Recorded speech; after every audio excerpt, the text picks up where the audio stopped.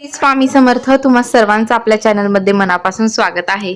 आज आहे गुरुचरित्र पारायणाचा पहिला दिवस, जो की खूप छान पार पडला.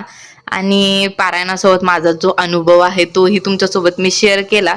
आता इथे मी माझी तुम्हाला प्रॉपर अशी मी मांडणी केली आहे, भरपूर मोठी केली ह्यावेळी, कारण की इथे 2 गुरुचरित्र आहे. इथे गायत्री पण बसलेली आहे पारायणाला आणि मी पण. तर असं आज ह्या वर्षी दोघींना करण्याचा योग आला. तर आता मी तुम्हाला माझी जी मांडणी आहे ती दाखवते, आणि गुरुचरित्र वाचताना माझ्याकडून ज्या काही चुका झाल्या, ज्यामुळे मला त्रास झाला, तेही मी तुम्हाला सांगणार आहे, ज्या की तुम्ही करू नका.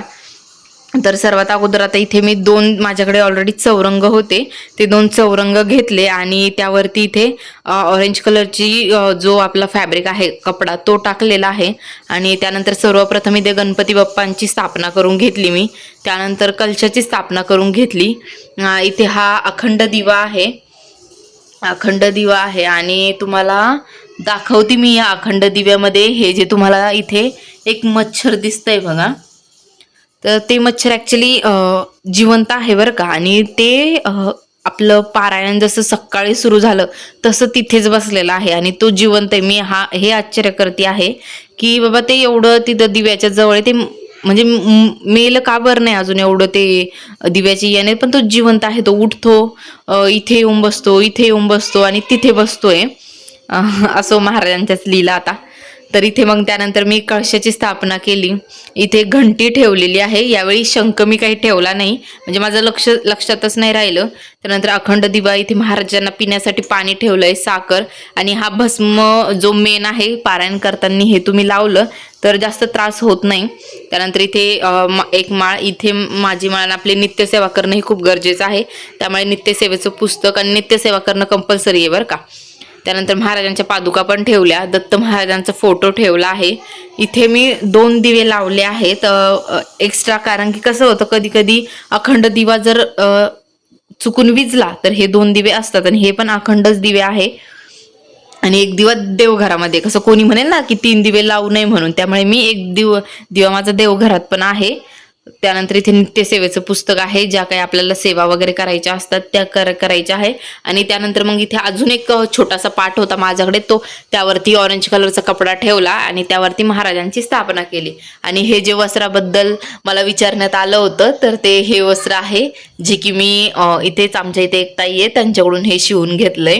आणि महाराजांना मोत्याची माळ पण घेतली आज मी, आणि खूप सुंदर दिसतायत महाराज, आहे ना, छान दिसतायत.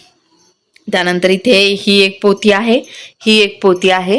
अशा मस्त पारायणाची मांडणी आहे. इथे मी त्याची जी रक्षा आहे ती जमा करणार आहे, कारण की गुरुचरित्र पारायणाची जी रक्षा असते ती खूप पॉवरफुल असते त्यामुळे. आणि हे बघा, आणि तुम्हाला मी अजून एक माझा अनुभव सांगते. ज्यावेळी रेग्युलर आता देवघरामध्ये माझी दररोज देवपूजा झाली ना, तर मी फुलं वगैरे वाहते. आणि 4 वाजता मी आले महाराजांना चहा पाणी देण्यासाठी ना, तेव्हा दररोज ही फुलं जी असतात ना, ही पूर्ण सुकलेली असतात उन्हामुळे, कारण की आता उन्हाळा आहे ना, त्यामुळे सुकलेली असतात. पण ह्यावेळी बघा ना, गुरुचरित्र पारायण करताना किती मस्त, अजूनही आता संध्याकाळची माझी आरती झाली आहे, 8 वाजले आहेत, तर ही पारायणाची जी फुले आहेत ती ताजी टवटवीत आहे. एकही फुल तुम्हाला सुकलेलं दिसणार नाही. ही एक गुरुचरित्र ग्रंथाची ताकद. आणि खूप आश्चर्य वाटलं मला. हे बघा, तुम्हाला दाखवते जवळून मी, एकही फुल सुकलेलं नाहीये आज. आणि खूप छान वाटलं, कारण मी दररोज देवघरात फुले वाहते ना, 4 वाजता ती मला काढावी लागतात, कारण की उन्हामुळे सुकून जातात. आणि आज मस्त अशी फुलं ताजी तवानी आहे. तर या पद्धतीने मी अशी छोटीशी मांडणी केलेली आहे. तर तुम्हाला व्हिडिओ कसा वाटला हे नक्की सांगा. आणि गुरुचरित्र पारायण करताना काही चुका करू नका, ज्या की मी केल्या. म्हणजे अगोदर गोमूत्र शिंपडलं नव्हतं मी घरामध्ये, भस्म लावलेला नव्हता, त्यामुळे मला भरपूर असा त्रास झाला. आणि वाचतानाही आपलं जे काही आपल्याला वाचतंय ते समजलं पाहिजे, या पद्धतीने तुम्ही वाचन करा. आणि गुरुचरित्राची रक्षा जमा करून ठेवा, ती खूप उपयोगी पडेल आपल्याला. तर ह्या छोटीशी माहिती होती तुमच्यासाठी, आणि छोटासा व्हिडिओ होता. आवडला असेल तर नक्की लाईक, शेअर, सबस्क्राईब करा. श्री स्वामी समर्थ.